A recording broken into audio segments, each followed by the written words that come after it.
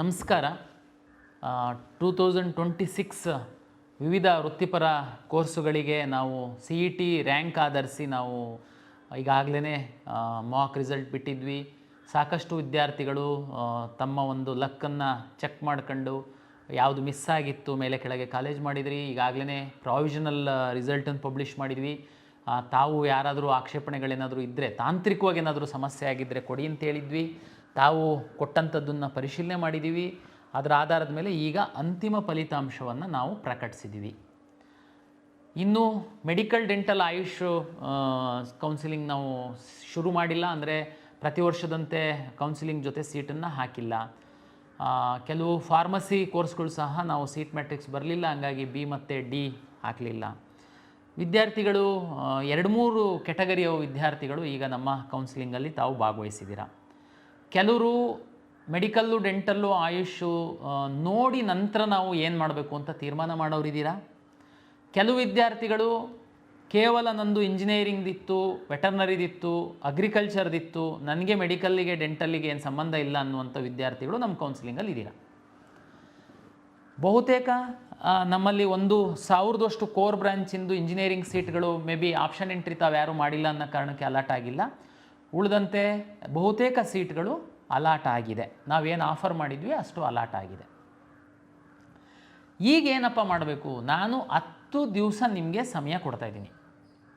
10 ದಿವಸ 24 ಜುಲೈ 2026 5:30 ತನಕ ನಾನೀಗ ಫೈನಲ್ ರಿಸಲ್ಟನ್ನು ಪಬ್ಲಿಷ್ ಮಾಡಿ ನಿಮಗೆ ಸಮಯ ಕೊಡ್ತಾಯಿದ್ದೀನಿ. ಯಾರೆಲ್ಲ ನಮ್ಮ ಕೌನ್ಸಿಲಿಂಗಲ್ಲಿ ಭಾಗವಹಿಸಿದ್ದೀರಾ, ಕೆಲವರಿಗೆ ಸೀಟು ಸಿಕ್ಕಿರುವಂಥವ್ರು ಏನಿದ್ದೀರಾ, ತಮಗೆ ನಾನು ಹೇಳ್ತೀನಿ ಏನು ಮಾಡಬೇಕು ನೀವು ಫಲಿತಾಂಶದ ನಂತರ. ಇದು ಮೊದಲ ಸುತ್ತಿನ ಫಲಿತಾಂಶ ಇದೆ. ಜೊತೆಗೆ ಈ ಹಿಂದೆ ಏನಾಗ್ತಾ ಇತ್ತು, ನಮಗೆ 2ನೇ ರೌಂಡಲ್ಲಿ ವಿಶೇಷ ಕೋಟದಲ್ಲಿ ರಿಸರ್ವ್ ಆಗಿರುವಂತಹ ಸೀಟ್ಗಳನ್ನ ನಾವು ಕನ್ವರ್ಟ್ ಮಾಡ್ತಿದ್ವಿ. ಈ ಬಾರಿ ನಾವು ಸರ್ಕಾರದಲ್ಲಿ ಆರಂಭದಿಂದನೂ ಇದು ಚರ್ಚೆ ಮಾಡಿ ಮೊದಲ ಸುತ್ತಿನಲ್ಲೇ ನಾವು ಕನ್ವರ್ಟ್ ಮಾಡಿದ್ವಿ. ಸ್ಪೋರ್ಟ್ಸಿಗೆ ಸಂಬಂಧಪಟ್ಟಂಥದ್ದು ರಿವೈಸ್ಡ್ ಲಿಸ್ಟ್ ಆಗಿದ್ದಕ್ಕೋಸ್ಕರ ನಾವು ಸ್ಪೋರ್ಟ್ಸನ್ನು ಮಾತ್ರ ತೆಗೆದಿಟ್ಟಿದ್ದೀವಿ. ಉಳಿದಂತಹ ಎಲ್ಲ ಕೆಟಗರಿಯ ಎಲ್ಲ ವಿಶೇಷ ಕೆಟಗರಿ ಸೀಟ್ಗಳನ್ನ ಉಳಿದ್ರೆ ಫಸ್ಟು ಅಲಾಟ್ ಮಾಡುವಾಗ ಮ್ಯಾಕ್ಸಿಮಮ್ಮು ಏನು ವಿಶೇಷ ಕೆಟಗರಿ ವಿದ್ಯಾರ್ಥಿಗಳಿದ್ದಾರೆ ಅವ್ರುಗಳಿಗೆ ಹಂಚಿಕೆ ಮಾಡಲಾಗುತ್ತೆ. ಮಾಡಿ ಸಹ ಇನ್ನೂ ಏನಾದರೂ ಸೀಟ್ ಉಳಿತು ಅಂತಂದರೆ ಅದನ್ನು ನಾವು ಕನ್ವರ್ಟ್ ಮಾಡಿ ಅಲಾಟ್ ಮಾಡಿದ್ವಿ. ಓಕೆ, ಇದು ನಮ್ಮ ಒಂದು ಫಲಿತಾಂಶ ಪ್ರಕಟ ಆಗಿರೋ ಹಿನ್ನೆಲೆ ನಾನು ನಿಮಗೆ ಹೇಳಿದ್ದೀನಿ. ಈಗ ನಾನು ಹೇಳ್ತೀನಿ ಸೀಟು ಸಿಕ್ಕಿರುವಂತಹ ವಿದ್ಯಾರ್ಥಿಗಳು ಏನಪ್ಪ ಮಾಡಬೇಕು ನೋಡಿ. ನಮ್ಮ ನಾಳೆಯಿಂದ ನಿಮಗೆ ಫಲಿತಾಂಶ ಆದಮೇಲೆ 4 ಚಾಯ್ಸ್ಗಳು ನಿಮ್ಮ ಲಾಗಿನ್ನಲ್ಲಿ ಹೋದರೆ 4 ಚಾಯ್ಸ್ಗಳು ಡಿಸ್ಪ್ಲೇ ಆಗುತ್ತೆ. Choice 1, choice 2, choice 3, choice 4. Choice 1 ಏನಪ್ಪ? ಚಾಯ್ಸ್ 1 ಅಂದರೆ ನಾವು ಬ್ರೋಷರಲ್ಲಿ ಡಿಟೇಲಾಗಿ ನಾನು ಬರೆದಿದ್ದೀನಿ, ತಾವು ಓದಿರ್ತೀರ. ಯಾರು ಓದಿಲ್ಲ, ವಿಡಿಯೋ ನೋಡ್ತಾ ಇದ್ದೀರಾ, ತಮಗೆ ಅನುಕೂಲ ಆಗಲಿ ಅಂತ ನಾನು ಇನ್ನೊಂದು ಸರಿ ಹೇಳ್ತೀನಿ. ಈ ಕೌನ್ಸಿಲಿಂಗಲ್ಲಿ ತಾವು ಯಾವುದೋ ಒಂದು ಕಾಲೇಜನ್ನು ಆಪ್ಷನ್ ಫಸ್ಟ್ ಎಂಟ್ರಿ ಮಾಡಿದ್ರಿ. ಅಂದರೆ ನೀವು ಮೆಡಿಕಲ್ ಆಸ್ಪಿರೆಂಟ್ ಅಲ್ಲ, ಇಂಜಿನಿಯರಿಂಗ್ ಆಸ್ಪಿರೆಂಟ್ ಇದ್ದೀರಾ. ಯಾವುದೋ ಟಾಪ್ ಕಾಲೇಜಲ್ಲಿ ಟಾಪ್ ಬ್ರ್ಯಾಂಚ್ದು ನಿಮ್ಮ ಆಯ್ಕೆ ಇತ್ತು, ತಾವು ಚಾಯ್ಸ್ ಆಪ್ಷನ್ ಫಸ್ಟ್ ಎಂಟ್ರಿ ಮಾಡಿದ್ರಿ, ತಮ್ಗೆ ಅದೇ ಸೀಟ್ ಸಿಕ್ಕಿದೆ. ನಿಮ್ಮದು 2ನೇ ವಿಚಾರನೇ ಇಲ್ಲ. ದಯಮಾಡಿ ತಾವು ಚಾಯ್ಸ್ 1 ಹಾಕಿ ಚಲನ್ ಡೌನ್ಲೋಡ್ ಮಾಡ್ಕೊಳ್ಳಿ, ಅಥವಾ ಆನ್ಲೈನು ಸೌಲಭ್ಯಗಳು ಏನಾದರೂ ಇದ್ದರೆ ತಮ್ಮ ಅಕೌಂಟಲ್ಲಿ ಆನ್ಲೈನ್ ಮೂಲಕ ಹಣ ಟ್ರಾನ್ಸ್ಫರ್ ಮಾಡಿ. ನಂತರ ಸೀಟ್ ಕನ್ಫರ್ಮೇಷನ್ ಸ್ಲಿಪ್ ಅಂತ ಡೌನ್ಲೋಡ್ ಆಗುತ್ತೆ, ಅದು ಡೌನ್ಲೋಡ್ ಮಾಡ್ಕೊಳ್ಳಿ. ಅದರಲ್ಲಿ ಏನೇನು ಡಾಕ್ಯುಮೆಂಟನ್ನು ಕಾಲೇಜಿಗೆ ತಗೊಂಡು ಹೋಗಬೇಕು ಅಂತೇಳಿರುತ್ತೆ, ಅದನ್ನು ತಗೊಂಡು ಕಾಲೇಜಿಗೆ ಹೋಗಿ ಅಡ್ಮಿಷನ್ ಆಗಿ. ಕಾಲೇಜಲ್ಲಿ ಅಡ್ಮಿಷನ್ ಆಗಕ್ಕೆ ಹೋದಾಗ ನೀವು ಅಪ್ಲಿಕೇಶನ್ ಹಾಕುವಂಥ ಸಂದರ್ಭದಲ್ಲಿ ಇದ್ದಂಥ ಫೋಟೋ, ಪರೀಕ್ಷೆ ಬರೆದಂಥದ್ದು ಫೋಟೋ ಆಧಾರದ ಮೇಲೆ ನಿಮ್ಮದು ಕಾಲೇಜಲ್ಲಿ ಪ್ರಿನ್ಸಿಪಾಲ್ ಮುಂದ್ಗಡೆ ಲಾಗಿನ್ ಓಪನ್ ಆಗುತ್ತೆ. ಅಲ್ಲಿ ನಿಮಗೆ ಅಡ್ಮಿಷನ್ ಆರ್ಡ್ರು ಜನ್ರೇಟ್ ಆಗುತ್ತೆ. ಅಡ್ಮಿಷನ್ ಆರ್ಡ್ರು 2 ಕಾಪಿ ನಿಮಗೊಂದು ಕೊಡ್ತಾರೆ, ಕಾಲೇಜಲ್ಲಿ ಒಂದು ಇಟ್ಕೊಳ್ತಾರೆ. ನೀವೆಲ್ಲ ದಾಖಲೆಗಳನ್ನ ಅಲ್ಲಿ ಕೊಡ್ತೀರಾ, ಅಡ್ಮಿಷನ್ ಆಗ್ತೀರಾ. ಇನ್ನೊಂದು ಸರಿ ಹೇಳ್ತಾ ಇದ್ದೀನಿ, ನೀವು ಕೌನ್ಸಿಲಿಂಗ್ ಆಪ್ಷನ್ ಎಂಟ್ರಿ ಸಂದರ್ಭದಲ್ಲಿ ಆಪ್ಷನ್ 1 ಹಾಕಿದ್ದೀರಾ, ಅದೇ ನಿಮ್ಮ ಗುರಿ ಇತ್ತು, ನಿಮ್ಮ ಉದ್ದೇಶ ಇತ್ತು, ನಿಮ್ಮ 2ನೇ ವಿಚಾರ ಇರಲಿಲ್ಲ, ಆ ಕಾಲೇಜಿಗೆ ಹೋಗ್ಬೇಕಷ್ಟೇ. ಹೋಗಿ ಚಾಯ್ಸ್ 1 ಹಾಕಿ ದುಡ್ಡು ಕಟ್ಟಿ ಸೀಟ್ ಕನ್ಫರ್ಮೇಷನ್ ಸ್ಲಿಪ್ ತಗೊಳ್ಳಿ, 24ನೇ ತಾರೀಕು ಒಳಗಡೆ ಕಾಲೇಜಿಗೆ ಹೋಗಿ ಅಡ್ಮಿಷನ್ ಆರ್ಡರ್ ಅಲ್ಲಿ ಡೌನ್ಲೋಡ್ ಮಾಡ್ಕೊಳ್ಳಿ. ನಿಮ್ಮ ಫೋಟೋ ಮುಖ ತೋರಿಸಿದ್ರೆ ಎಕ್ಸಾಮ್ ಬರೆದಿರೋದು ಮತ್ತು ನೀವು ಅರ್ಜಿ ಹಾಕಿರೋ ಎರಡೂ ಫೋಟೋ ಮೇಲೆ ಮ್ಯಾಚ್ ಮಾಡಿ ಅಲ್ಲಿ ಅಡ್ಮಿಷನ್ ಆರ್ಡ್ರು ಡೌನ್ಲೋಡ್ ಆಗುತ್ತೆ. ನಿಮ್ಮ PUC ಮಾರ್ಕ್ಸ್ ಏನಿರುತ್ತೆ ಅಲ್ಲಿ ಎಂಟ್ರಿ ಮಾಡ್ತಾರೆ. ನೀವು ನಮ್ಮಲ್ಲಿ ಇರೋ ಮಾರ್ಕ್ಸ್ ಅದು ಟ್ಯಾಲಿ ಆಗಿರೋದು ನೋಡಿ ನಿಮಗೆ ಅಡ್ಮಿಷನ್ ಕೊಡ್ತಾರೆ. ನೀವು ದುಡ್ಡನ್ನು ನಮಗೆ ಕಟ್ಟಿರ್ತೀರ, ಕಾಲೇಜಲ್ಲಿ ಏನೂ ಕಟ್ಟೋದಿರಲ್ಲ. ಇಂಜಿನಿಯರಿಂಗ್ ಆಯಿತು ಅಂತಂದರೆ ನೀವು ಸ್ಕಿಲ್ ಲ್ಯಾಬ್ ಫೀಸ್ ಅಂತ ಕೆಲವು ಕಾಲೇಜು VTU ವೆಬ್ಸೈಟಲ್ಲಿ ಯಾವ್ಯಾವ ಕಾಲೇಜಲ್ಲಿ ಎಷ್ಟೆಷ್ಟು ಸ್ಕಿಲ್ ಲ್ಯಾಬ್ ಫೀಸನ್ನು ಮಾತ್ರ ತಗೊಳ್ಬೇಕು ಅಂತನ್ನುವಂಥದ್ದಿದೆ. ಅದನ್ನು ತಾವು ನೋಡ್ಕೊಳ್ಳಿ, ಅಷ್ಟು ಮಾತ್ರ ಅಲ್ಲಿ ಕಟ್ಟೋದಿರುತ್ತೆ. ಹಾಸ್ಟೆಲ್ಲು ಅದೆಲ್ಲ ಆಪ್ಷನಲ್ ಇರುತ್ತೆ, ಅದು ನಿಮಗೆ ಬಿಟ್ಟಂಥದ್ದು. ಕಾಲೇಜು ನಿಮಗೆ ಪ್ರಾಚಾರ್ಯರು ಪ್ರಾಂಶುಪಾಲರು ಏನಿದ್ದಾರೆ ಅವ್ರು ನಿಮಗೆ ಕ್ಲಿಯರಾಗಿ ಎಕ್ಸ್ಪ್ಲೈನ್ ಮಾಡ್ತಾರೆ. ಇದು ಇಂಜಿನಿಯರಿಂಗಿಗೆ. ಅದೇ ರೀತಿ ಯಾವುದೋ ಒಬ್ಬ ವಿದ್ಯಾರ್ಥಿ ವೆಟರ್ನರಿ ಫಸ್ಟ್ ಆಪ್ಷನ್ ಎಂಟ್ರಿ ಮಾಡಿದ್ದಾನೆ, ವೆಟರ್ನರಿ ಸಿಗುತ್ತೆ, ಚಾಯ್ಸ್ 1 ಹಾಕಿ ದುಡ್ಡು ಕಟ್ಟಿ ಕಾಲೇಜಿಗೆ ಹೋಗಿ. ಅದೇ ರೀತಿ ಎಲ್ಲ ಕೋರ್ಸ್ಗಳಿಗೆ ಆಗುತ್ತೆ. ಕೋರ್ಸ್ ಫೀಸ್ ಏನು ನಿಗದಿ ಆಗಿರುತ್ತೆ ಅದನ್ನು ಮಾತ್ರ ನೀವು ನಮಗೇ ಕಟ್ಟಿರ್ತೀರ. ಕೋರ್ಸ್ ಫೀಸನ್ನು ಮತ್ತೆ ಕಾಲೇಜಲ್ಲಿ ನಿಮಗೆ ತಗೊಳಲ್ಲ. ನೀವು ಅಲ್ಲಿ ಹೋದರೆ ನಿಮ್ಮ ಫೋಟೋ ಆಧರಿಸಿ ಅಡ್ಮಿಷನ್ ಆರ್ಡ್ರು ಡೌನ್ಲೋಡ್ ಮಾಡಿ ನಿಮ್ಮ ಮೂಲ ದಾಖಲೆಗಳನ್ನ ಅವರು ತೆಗೆದುಕೊಂಡು ನಿಮಗೆ ಅಡ್ಮಿಷನ್ ಕೊಡ್ತಾರೆ. ಕೆಲವು ವಿದ್ಯಾರ್ಥಿಗಳು ಮೆಡಿಕಲ್ ಆಸ್ಪಿರೆಂಟ್ ಇದ್ದೀರಾ, ಈಗ ಮೆಡಿಕಲ್ಸ್ ಮುಂದೊಂದಿನ ರ್ಯಾಂಕ್ ಚೆನ್ನಾಗಿ ಬರದೆ ನನಗೆ ಮೆಡಿಕಲ್ ಸೀಟ್ ಸಿಕ್ಕಿಲ್ಲ ಅಂತಂದರೆ ನಾನು ವೆಟರ್ನರಿಗೋ ಅಗ್ರಿಕಲ್ಚರಿಗೋ ಇಂಜಿನಿಯರಿಂಗೋ ಹೋಗಬೇಕು ಅಂತ ನಿಮ್ಮ ತಲೆ ಒಳಗಡೆ ಇದೆ. ನಿಮಗೀಗ ಯಾವುದೋ ಒಂದು ಸಿಕ್ಕಿದೆ, ಅದು ಆಪ್ಷನ್ ಒಂದೇ ಹಾಕಿದ್ದೇನೆ ಸಿಕ್ಕಿರ್ಬೋದು ನಿಮಗೆ. ಆದರೆ ನಿಮ್ಮದು ಪ್ರಿಯಾರಿಟಿ ಇಂಜಿನಿಯರಿಂಗ್ ಅಲ್ಲ, ವೆಟರ್ನರಿ ಅಲ್ಲ, ನಿಮ್ಮ ಪ್ರಿಯಾರಿಟಿ ಬಂದು ಮೆಡಿಕಲ್ ಇದೆ. ದಯಮಾಡಿ ನಿಮಗೆ ಹೇಳುವಂಥದ್ದು, ನೀವು ಚಾಯ್ಸ್ 1 ಹಾಕಬೇಡಿ, ನೀವು ಚಾಯ್ಸ್ 2 ಹಾಕಿ.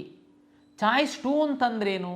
ನಾನು ಅವಾಗ ಹೇಳಿದೆ, ಚಾಯ್ಸ್ 1 ಅಂದರೆ ನನಗೆ ಸಿಕ್ಕಿರುವಂತಹ ಸೀಟು 100% ಇಷ್ಟ ಇದೆ, ನಾನು ಮುಂದಿನ ಯಾವುದೇ ಕೌನ್ಸಿಲಿಂಗ್ ರೌಂಡ್ಗಳಲ್ಲಿ ಯಾವುದೇ ಮೆಡಿಕಲ್ ಡೆಂಟಲ್ ಕೌನ್ಸಿಲಿಂಗಲ್ಲಿ ನಾನು ಭಾಗವಹಿಸುವಂಥದ್ದಕ್ಕೆ ಇಚ್ಛೆ ಪಡಲ್ಲ, ನಾನು ಚಾಯ್ಸ್ 1 ಹಾಕ್ತಾಯಿದ್ದೀನಿ, ನಾನು ಕಾಲೇಜಿಗೆ ಹೋಗಿ ಅಡ್ಮಿಷನ್ ಆಗ್ತೀನಿ ಎನ್ನುವಂಥವ್ರಿಗಿರುವಂಥದ್ದು ಚಾಯ್ಸ್ 1.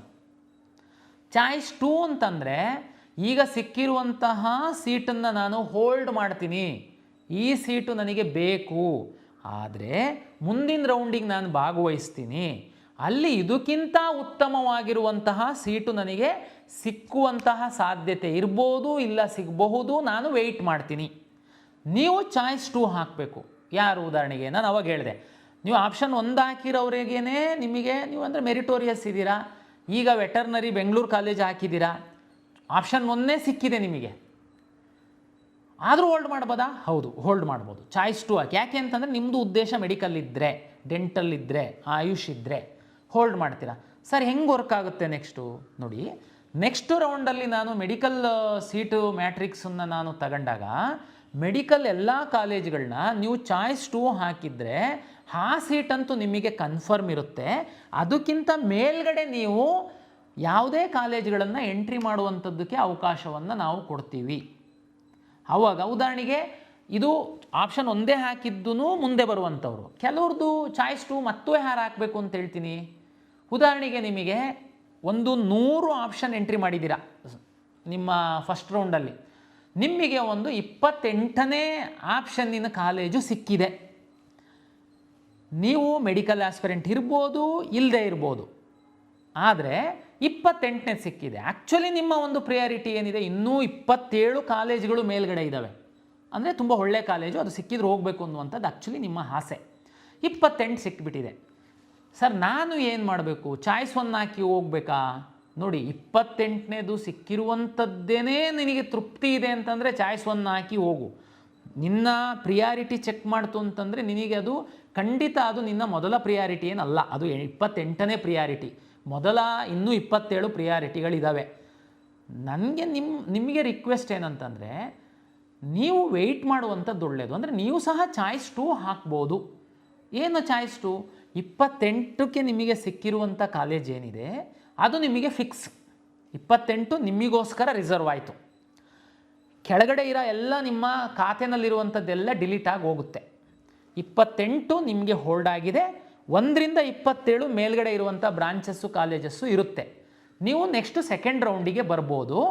ಸೆಕೆಂಡ್ ರೌಂಡಲ್ಲಿ 1ರಿಂದ 27 ಕಾಲೇಜ್ಗಳೇನಿದೆ ಅದನ್ನು ರೀಅರೇಂಜ್ ಮಾಡ್ಬೋದು, ಡಿಲೀಟ್ ಮಾಡ್ಬೋದು. ಒಂದು ವೇಳೆ ನಿಮಗೆ ಮೆಡಿಕಲ್ ರ್ಯಾಂಕ್ ಇತ್ತು ಅಂತಂದರೆ ಮೆಡಿಕಲ್ ಡೆಂಟಲ್ ಆಯುಷ್ ಸೀಟ್ಗಳನ್ನ ತಗೊಂಡು ಬಂದು ಅಲ್ಲಿ ಹಾಕ್ಬೋದು.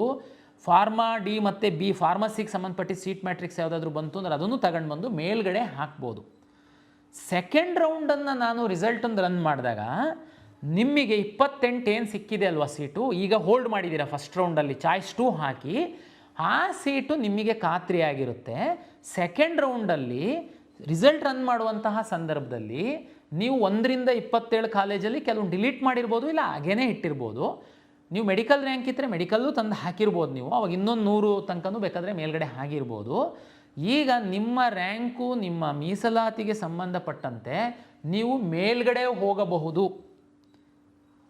ಮೇಲ್ಗಡೆ ಅಂದರೆ 28 ನೀವು ಹೋಲ್ಡ್ ಮಾಡಿರೋ ಸೀಟ್ಗಿಂತ ಮೇಲ್ಗಡೆ ನಿಮ್ಮ ಆಪ್ಷನ್ಗಳು ಏನು ಹಾಕಿರ್ತೀರಾ ಅಲ್ಲಿಗೆ ನೀವು ಶಿಫ್ಟ್ ಆಗುವಂತಹ ಸಾಧ್ಯತೆಗಳಿರುತ್ತೆ. ನಿಮ್ಮ ರ್ಯಾಂಕು ಚೆನ್ನಾಗಿದ್ದು ಅಲ್ಲಿ ಸೀಟ್ಗಳು ಅವೈಲಬಲ್ ಇತ್ತು ಅಂತಂದಾಗ ಆವಾಗ ಈ 28 ನೀವೇನು ಫಸ್ಟ್ ರೌಂಡಲ್ಲಿ ಹೋಲ್ಡ್ ಮಾಡಿದ್ರಿ ಅಲ್ವಾ, ಆ ಸೀಟು ಆಟೋಮೆಟಿಕ್ಕಾಗಿ ನಿಮ್ಮಿಂದ ಹೋಗಿ ಬೇರೆಯವರಿಗೆ ಅಲಾಟ್ ಆಗುತ್ತೆ.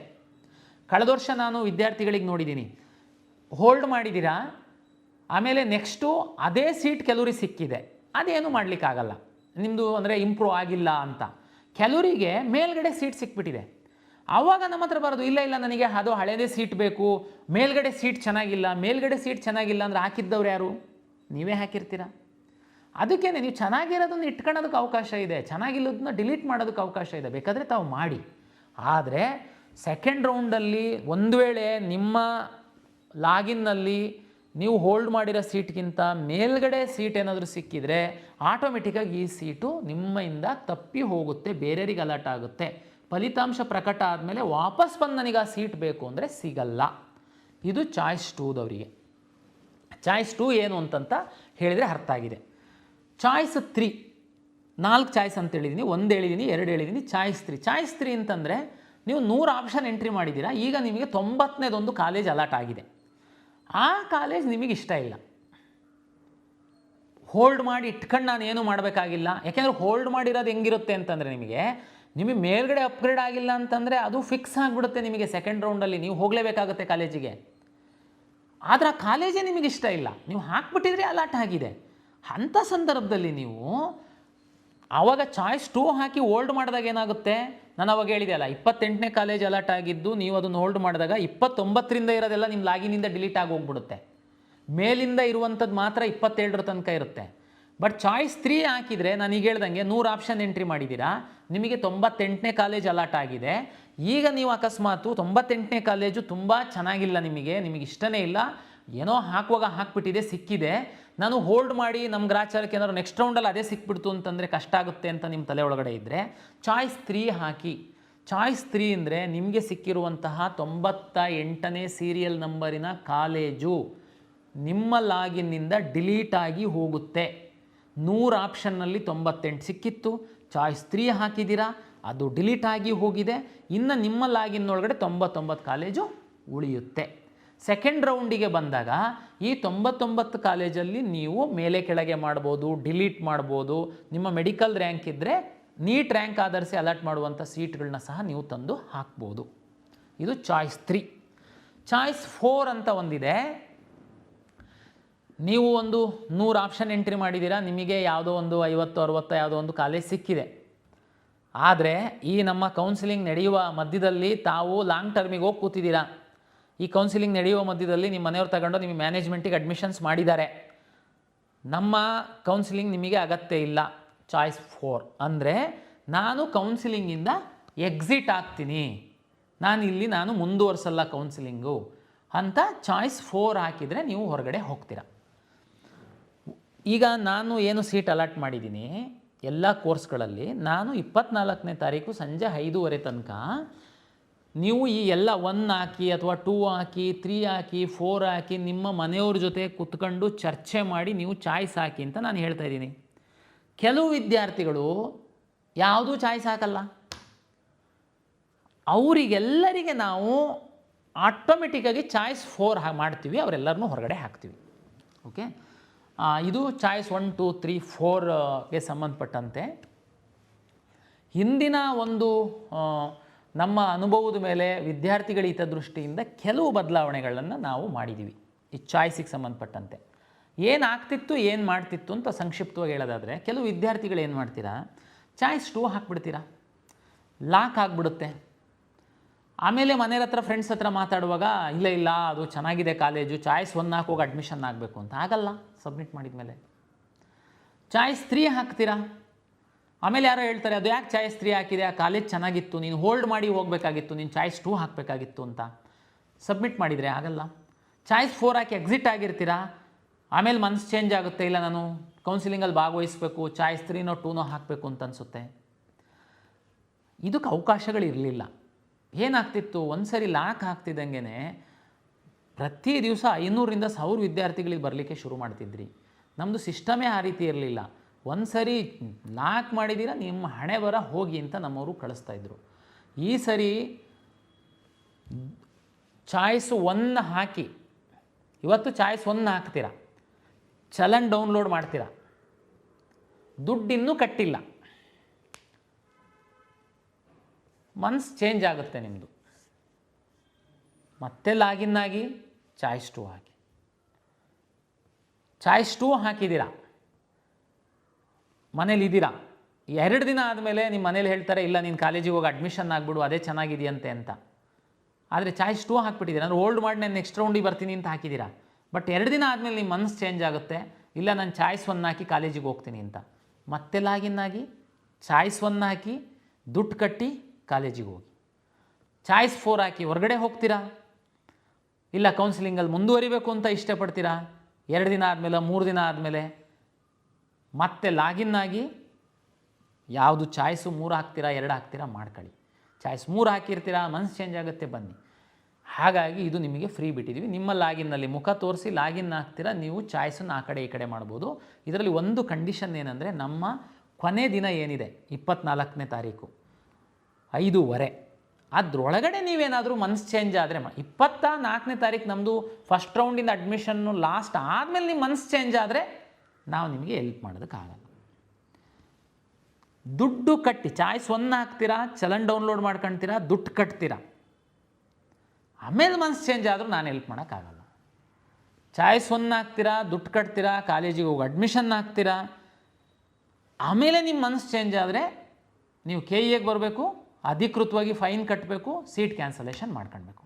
ಇದು ಎಲ್ಲ ಪ್ರೊಸೀಜರು ನಮ್ಮ ಬ್ರೋಷರಲ್ಲಿದೆ, ದಯಮಾಡಿ ಓದಿ.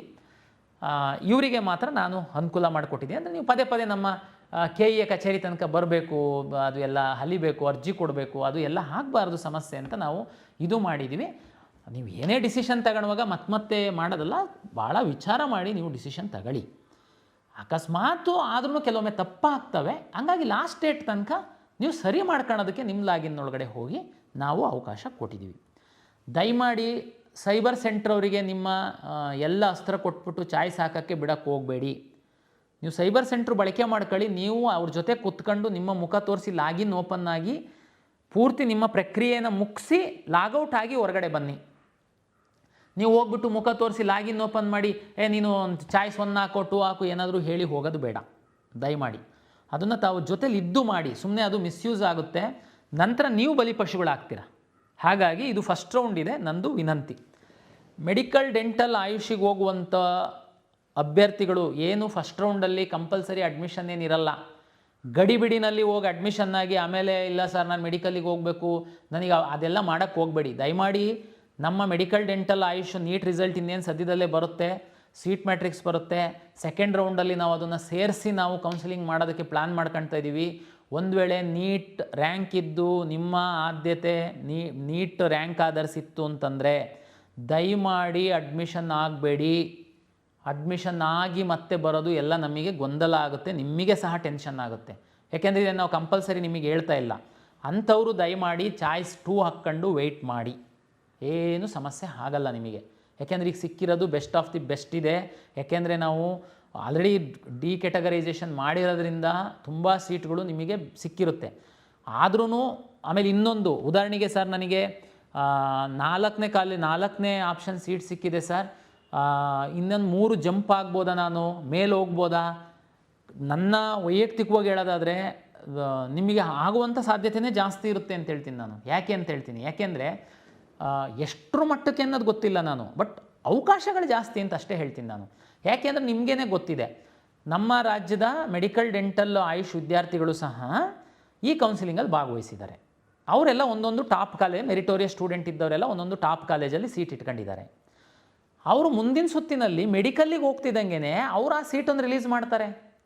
ಆ ಸೀಟು ಆಟೋಮೆಟಿಕ್ಕಾಗಿ ನಿಮ್ಗಳಿಗೆ ಅನುಕೂಲ ಆಗ್ತಾ ಹೋಗುತ್ತೆ, ನೀವು ಸ್ವಲ್ಪ ಸ್ವಲ್ಪ ಮೇಲ್ಗಡೆ ಹೋಗ್ತೀರಾ. ಅಂದರೆ ಇದು ನಿಮಗೆ ಸಹಾಯ ಆಗುತ್ತೆ. ಹಾಗಾಗಿ ನೀವು ಇದನ್ನೆಲ್ಲ ವಿಚಾರ ಮಾಡಿ ತಾವು ತೀರ್ಮಾನ ಮಾಡಿ, ತುಂಬ ಕ್ಲಾರಿಟಿ ಇದ್ದು ಕಾಲೇಜಿಗೆ ಹೋಗ್ತೀನಿ, ನಂದು ಇಷ್ಟನೇ ಅದಿತ್ತು, ಅದೇ ಕಾಲೇಜ್ ಸಿಕ್ಕಿದೆ, ದಯಮಾಡಿ ಹೋಗಿ ಅಡ್ಮಿಷನ್ ಆಗಿ. ಇದು 2026 ಕೌನ್ಸಿಲಿಂಗಿನ ಮೊದಲ ಸುತ್ತಿನ ಫಲಿತಾಂಶದ ನಂತರ ವಿದ್ಯಾರ್ಥಿಗಳು ಏನೆಲ್ಲ ಮಾಡಬೇಕು ಅಂತನ್ನುವಂಥದ್ದನ್ನು ನಾನು ಸಂಕ್ಷಿಪ್ತವಾಗಿ ನಿಮಗೆ ತಿಳಿಸ್ಕೊಟ್ಟಿದ್ದೀನಿ. ಹೆಚ್ಚಿನ ಮಾಹಿತಿ ಮತ್ತು ವಿವರ ಬೇಕು ಅಂತಂದರೆ KEA ವೆಬ್ಸೈಟಲ್ಲಿ ಬ್ರೋಷರ್ ಇದೆ, ದಯಮಾಡಿ ಫ್ರೀ ಇದ್ದಾಗ ಒಮ್ಮೆ ಓದಿ. ಅಲ್ಲಿ ಚಾಯ್ಸ್ಗಳದ್ದು ಪರಿಣಾಮಗಳೇನಿರುತ್ತೆ, ಚಾಯ್ಸ್ ಅಂದರೆ ಇನ್ನೂ ವಿವರವಾಗಿ ಕೊಟ್ಟಿದ್ದಾರೆ. ಬಹುತೇಕ ಇದರಿಂದ ನಿಮಗೆ ಸಹಾಯ ಆಗುತ್ತೆ ಅಂತ ಭಾವಿಸ್ತೀನಿ. ಯಾರು ಗಡಿಬಿಡಿ ಮಾಡಬೇಡಿ. ಯಾವುದೇ ಚಾಯ್ಸನ್ನು ಹಾಕುವಾಗ ದಯಮಾಡಿ ನೀವು ಮನೆಯವ್ರ ಜೊತೆ ಚರ್ಚೆ ಮಾಡಿ ಚಾಯ್ಸ್ ಹಾಕಿ, ನಂತರ ಅಲ್ಲಿ ಇಲ್ಲಿ ತೊಂದರೆಗೆ ಸಿಗಾಕೊಂಡು ಓಡಾಡಕ್ಕೆ ಹೋಗಬೇಡಿ ಅಂತೇಳಿ ವಿನಂತಿಯನ್ನು ಮಾಡ್ತೀನಿ. ಎಲ್ಲರಿಗೂ ಶುಭವಾಗಲಿ.